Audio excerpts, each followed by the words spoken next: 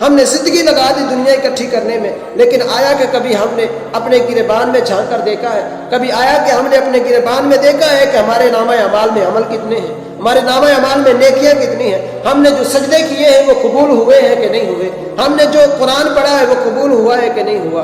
لیکن آیا کہ ہم نے ان باتوں پر خیال کبھی نہیں کیا؟ ہم دنیا کی باتوں پہ خیال کرتے ہیں، دنیا کی لذتوں پہ خیال کرتے ہیں، لیکن میرے اور آپ کے آقا نبی رحمت صلی اللہ علیہ وسلم نے ارشاد فرمایا کہ اس دنیا میں ہر بندہ جو ہے وہ جنت کا طلبگار ہے، ہر بندہ یہ چاہتا ہے کہ اللہ مجھے جنت دے دے، لیکن میرے اور آپ کے آقا نے فرمایا کہ معاشر کا میدان ہوگا، اللہ کی عدالت لگی ہوگی، تمام نبی موجود ہوں گے، سارے مرسل وہاں پہ اکٹھے ہوں گے، لیکن وہاں پر 4 ایسے شخص ہوں گے کہ جنت جن کی طلبگار ہوگی۔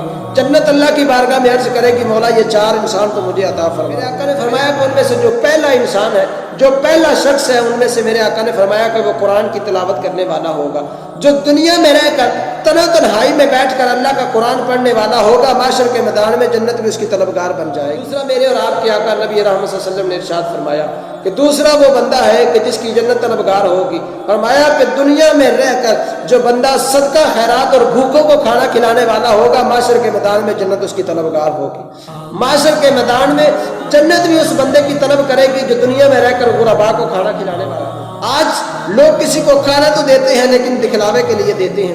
آج اگر کسی غریب کو 10 کا نوٹ تھما دیتے ہیں تو وہ اس غریب کو تانا بھی ساتھ دے دیتے ہیں کہ تو جا کر کہیں دیہڑی کر، کہیں جا کر تو محنت کر۔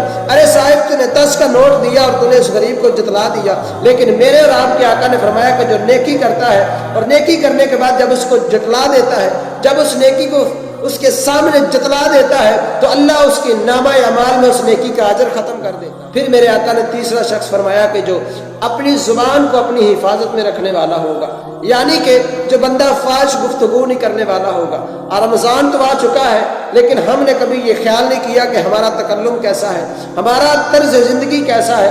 ہم نے دنیا میں سب کچھ بدل ڈالا، ہمارا لباس اعلیٰ ہو گیا، ہمارا کھانے پینے کا نظام بدل گیا، ہم نے شان و شوکت تو اس دنیا کی حاصل کر لی، لیکن آیا کہ کبھی ہم نے اپنی زبان پر بھی غور کیا ہے کہ ہمارے تکلم میں اور ہماری باتوں میں مٹھاس کتنی آئی ہے، محمد عربی کے فرمان ہماری زبانوں میں کتنے آئے؟ لوگوں کے ساتھ اس قسم کے رویے کے ساتھ پیش آتے ہیں، لوگوں کے ساتھ اس رویے سے باتیں کرتے ہیں کہ سامنے والا ہم سے نفرت کرنا شروع کر دیتا ہے۔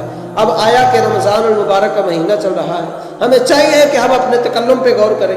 ہم اپنی روزمرہ زندگی بدلنے میں لگے رہتے ہیں، لیکن آیا کہ کبھی ہم نے اپنے نامہ اعمال میں نیکیاں بھی رکھنے کا کبھی شوق دل میں رکھا ہے؟ ہم نے کبھی یہ شوق پیدا کیا ہے کہ اب رمضان ہے کہ ہم اللہ کی بارگاہ میں گڑ گڑا دیں، اس کی بارگاہ میں سجدہ ریز ہو جائیں، اس مالک سے صلح کر لیں، اس مالک کو منانے میں لگ جائیں؟ لیکن کیا کریں کہ ہم دنیا اکٹھی کرنے میں لگ گئے، ہم نے دنیا کو اکٹھا کرنے میں زندگی بسر کر دی ہے۔ یہ دنیا کا مال اس دنیا میں رہ جائے گا، لیکن اگر ہمارے ساتھ کوئی چیز جائے گی تو میرے مصطفیٰ کا قرآن جائے گا یا میرے مصطفیٰ کا فرمان جائے گا۔ میرے اور آپ کے آقا نبی رحمت صلی اللہ علیہ وسلم نے ارشاد فرمایا کہ جو بندہ بری باتوں سے بچا ہوگا، جو فحش گفتگو سے دور رہا ہوگا اور جو اپنی زبان کو حرام کے لقمے سے بچاتا ہوگا، معاشر کے میدان میں جنت میں اس کی طلبگار۔ اور آخری میرے اور آپ کے آقا نے فرمایا کہ آخری وہ انسان ہے کہ معاشر کے میدان میں جس کی جنت طلبگار ہوگی، میرے اور آپ کے آقا نے فرمایا کہ وہ اللہ رب العزت کی بارگاہ میں جنت اس کی طلبگار ہوگی جو بندہ اس دنیا میں روزہ رکھنے والا ہوگا،